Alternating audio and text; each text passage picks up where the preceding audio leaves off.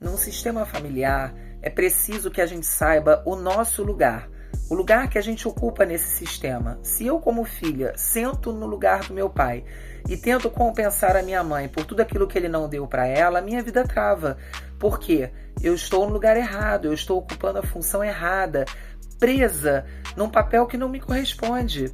É preciso entender que essa questão do pertencimento sistêmico é como se fosse uma sala com uma mesa bem extensa, onde cada pessoa da família daquele sistema ocupa o seu próprio lugar numa determinada cadeira, inclusive os que não estão mais vivos. Todos têm uma função, um lugar naquela mesa. Quando existe uma exclusão de uma das cadeiras, é como se alguém tivesse tirado um desses membros, a cadeira ficasse vaga e alguém fosse lá e sentasse ocupando aquela função. E se alguém senta naquele lugar e ocupa aquela função, ocorre uma desordem geral, porque há uma inversão de papéis.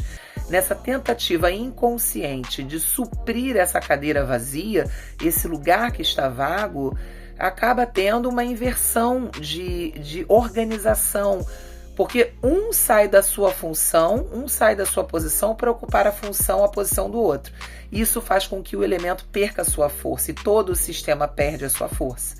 Sempre que nós trocamos de lugar com outro elemento do sistema, nós perdemos a nossa força e enfraquecemos aquele sistema, contribuindo para o desequilíbrio e a desarmonia daquele sistema. Por exemplo, vamos comparar a um jogo de futebol, onde o goleiro, em um determinado momento do jogo, decide sair do gol para atuar na função de centroavante, porque ele acredita que o centroavante não está atuando de maneira devida, não está exercendo o seu papel de forma plena, satisfatória para o time. O que vai acontecer? Um desequilíbrio daquele time que provavelmente o leve à perda, porque o goleiro precisa estar defendendo no gol, o centroavante precisa estar na posição dele, a defesa precisa estar bem posicionada no lugar de defesa. Cada um tem a sua função, cada um ocupa a sua cadeira dentro daquele sistema.